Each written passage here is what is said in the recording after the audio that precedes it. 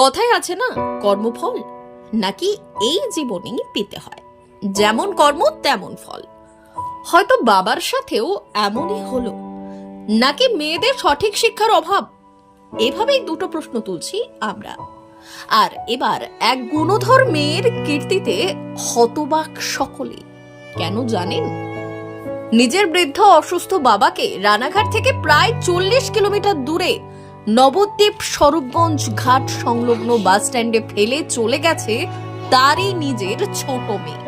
শুধু এখানেই শেষ নয়, স্থানীয় সূত্রে এটাও জানা যায় সেই মেয়ে নাকি আবার বাবাকে এটাও বলেছেন, আমরা যে এখানে দিয়ে গেলাম কেউ যেন না জানে। এমনকি বৃদ্ধের যে মেয়ে আছে সেটাও নাকি জনসমক্ষে না বলে। কি ভাবছে এটাও আবার হয় নাকি? হ্যাঁ, এমনই এক নক্কারজনক অমানবিক ঘটনার সাক্ষী থাকলো বছরের শুরুতেই সকলে। স্থানীয় বাসিন্দা অরবিন্দ দাস জানিয়েছেন, আমি পাশ দিয়ে যাবার সময় স্থানীয়দের থেকে জানতে পারি এখানে এক বৃদ্ধকে কে বা কারা রেখে গেছে। পরে স্বরূপগঞ্জের উপপ্রধান সহ সকলের সাথে আলোচনা করে প্রথমে সোশ্যাল মিডিয়ায় পোস্ট করি ও প্রশাসনকেও জানাই। পাশাপাশি তিনি আরো জানান, ওই বৃদ্ধ নিজের নাম কৃষ্ণ দেবনাথ বলেছেন। তার 3 মেয়ে আছে। ছোট মেয়ে নাকি তাদের বাড়ি রানাঘাট। লোকটির বাড়িও রানাঘাটের রামনগরে ছিল আগে। বৃদ্ধ তাকে জানিয়েছেন ছোট মেয়েই তাকে এখানে রেখে গেছেন। পাশাপাশি নাকি তারা যে রেখে গেছেন এবং তার ছোট মেয়ের সম্পর্কে কাউকে কিছু না বলতে। অরবিন্দবাবু জানিয়েছেন, বর্তমানে ওই বৃদ্ধ শারীরিকভাবেও অসুস্থ। আমরা চেষ্টা করছি কোনোভাবে যদি তাকে চিকিৎসার ব্যবস্থা করা যায়। কৃষ্ণ দেবনাথও ক্যামেরার সামনে দাবি করেছেন তার ছোট মেয়ে তাকে এখানে রেখে গেছে। সন্তান জন্মাবার পর থেকে কোলে পিঠে করে মানুষ করে মেয়েকে দিয়েছেন বিয়ে। বর্তমানে স্বামী পরিবার নিয়ে সংসার করছে মেয়ে। আর জন্মদাতা পিতার জায়গা এখন বাস স্ট্যান্ডের চাতাল। এই শীতে গঙ্গার পাড়ে কনকনে ঠান্ডায় যেখানে সাধারণ মানুষ দাঁড়াতে পারে না, সেখানে রাতভর ঠান্ডায় কষ্টে কাতরাচ্ছে এই বৃদ্ধ। মানবতা কি সত্যি এই যুগে কোথাও হারিয়ে যেতে বসেছে? কবে ফিরবে এই ধরনের মানুষের মানবতা? কবে জাগ্রত হবে এই ধরনের মানুষের মনুষ্যত্ব? এটাই এখন লাখ টাকার প্রশ্ন। মধ্যমগ্রামে। রানাঘাটে কার বাড়ি? রানাঘাটে বড় মেয়ে। বড় মেয়ে কি নাম? বড় মেয়ের সোমা বিশ্বাস। সোমা বিশ্বাস। বাড়ি কোথায় রানাঘাটের? কি বলি, রানাঘাটে বাড়ি। আমি আর রানাঘাটে কোথায় বলবো? সুভাষপল্লী বললাম তো। সুভাষপল্লী। হ্যাঁ আইসতলা সুভাষপল্লী। হ্যাঁ, আচ্ছা সুভাষপল্লী। আচ্ছা, আপনার মেয়ের জামাইয়ের নাম জানেন? মেয়ে জামাই ব্যবসা করতে গেছে বাইরে বিহারে। কি নাম ওনার?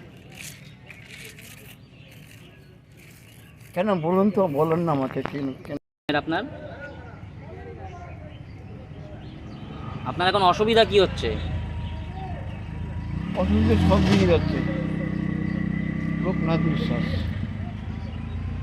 আপনার নাম কি? আমার নাম কৃষ্ণ দেবনাথ। কৃষ্ণ দেবনাথ।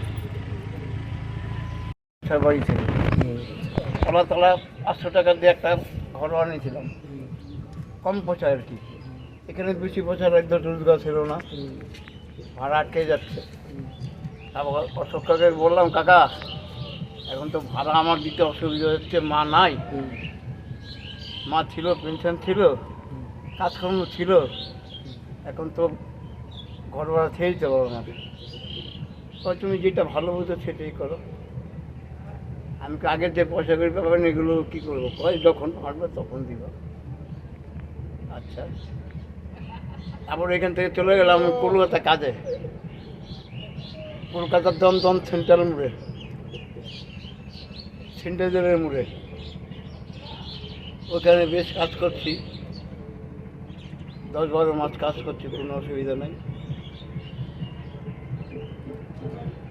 আমি যে ঘর বাড়ি ছিলাম তারা মাসে মাসে ভাড়া পাঠিয়ে দিচ্ছি। আমি থাকি না থাকি ভাড়াটা পাঠিয়ে দিচ্ছি আমি। এই তারপরে এখানে এক শ্রেণীরও লক্ষ্মী পূজার দিন রাত্রেবেলা, বুঝলেন আনন্দ, লক্ষ্মী পূজার রাত্রেবেলা আমি লাইট অফ করতে গিয়া পড়ে গেছি। কী করে পড়লাম আমি নিজেই জানি না। পড়ে যাওয়ার পর কোমরে ব্যথা পাই নাই, তবে একটু ব্যথা লাগছে যখন সকালবেলা দমদম পৌরসভা হসপিটালে গেলাম। বুঝলেন, দমদম পৌরসভা হসপিটালে নিয়ে গেল, ওইখানে ছিলাম 4 দিন। তারপর দিন দিন জায়গা খারাপ হয়ে যাচ্ছে, হাঁটতে পারছি না। আমাকে নিয়ে আসলো ওইখানকার মালিক। নিয়ে আসার পর আমাকে চাপ দিচ্ছে, আপনার বাড়ি কে কে আছে খবর দেন। আমি কি আমার বাড়িতে কেউ নয়, কেউ আসবে না। তা কি হয়, খবর দেন আপনার। তো যাই হোক, ওনাদের চাপে বেড়ে বাইদি ভাই খবর দিলাম ওই কার্তিক দেবনাথে, অনব মুটের কার্তিক দেবনাথে।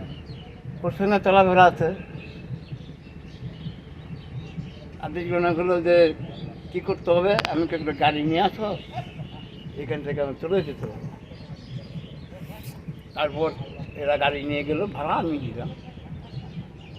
ওরা ওইখান থেকে আমাকে নিয়ে আসে। তা 15 মোটে একটা রাস্তা ছিল। তা এই যে আপনি একটা সোশ্যাল মিডিয়ায় পোস্ট করেছিলেন এক বয়স্ক লোকের বিষয়টাতে, এই বিষয়টা কি জানলেন এবং কি বিষয়টা যদি আমি প্রথমে এখানে আসলাম, আসার পরে বললো এরকম একটা লোককে রেখে চলে গেছে ওনার মেয়ে। তারপরে খোঁজখবর নিলাম, নেওয়ার পরে বললো হ্যাঁ আমার মেয়ে আমাকে এখানে রেখে গেছে, আর থ্রেট দিয়ে গেছে যে আমাকে যে আমার আমাদের নাম বলো তাহলে কিন্তু অসুবিধা হবে। তখন কী করবো, আমি এটা আমাদের এখানকার উপপ্রধানকে নিয়ে আমি একটা সোশ্যাল মিডিয়া ছেড়ে দিই। হ্যাঁ, ছাড়ার পরে আমি দেখলাম যে লোকটা তো মানে শীতে যে শীত ঠান্ডা ফাঁকা জায়গায় একটা তো ব্যবস্থা করতে হবে। তখন সবার সাথে যোগাযোগ করা শুরু করলাম, পেজ থেকে শুরু করে থানা পর্যন্ত। তা আমরা ভাবলাম যে লোকটাকে কোথায় নিয়ে যাব, সেই চিন্তা ভাবনা করছি। এখন মেয়ের বাড়িটা বা লাস্টের ঠিকানা পেলাম। মেয়ের বাড়ি বলছে রানাঘাট আস্তলা, সুভাষপল্লী। মেয়ের নাম হচ্ছে সোমা দেবনাথ, আর মেয়ে মানে হাজব্যান্ডের নাম হচ্ছে লোকনাথ বিশ্বাস। তা আমরা ওইখানটা যোগাযোগ করছি, যদি ওরা নিয়ে যায়, আর নাহলে আমরা একটা বিকল্প চিন্তা ভাবনা করছি কী করা যায়।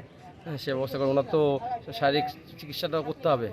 মোটামুটি নাম কি এবং বয়স আনুমানিক কীরকম হতে পারে? বয়স অভাবে 70-এর কাছাকাছি। ওনার কি নাম জানা গেছে? ওনার নাম মানে বহুত কষ্ট বলছে, কৃষ্ণ দেবনাথ। কৃষ্ণ দেবনাথ। উনি কি এখানেই থাকতেন বা ওনার বাড়ি কোথায় কিছু জানা গেছে? মানে আমি অতটা যাই না, বললো এখানে আগে থাকতেন, তারপর এখন মানে রানাঘাট মেয়ের কাছে থাকতো, এটুকুই জানা আছে। তা আপনি কি স্থানীয় বাসিন্দা? হ্যাঁ, আপনার নাম? আমার নাম অরবিন্দ দাস। ব্যুরো রিপোর্ট, উত্তরের প্রহরী।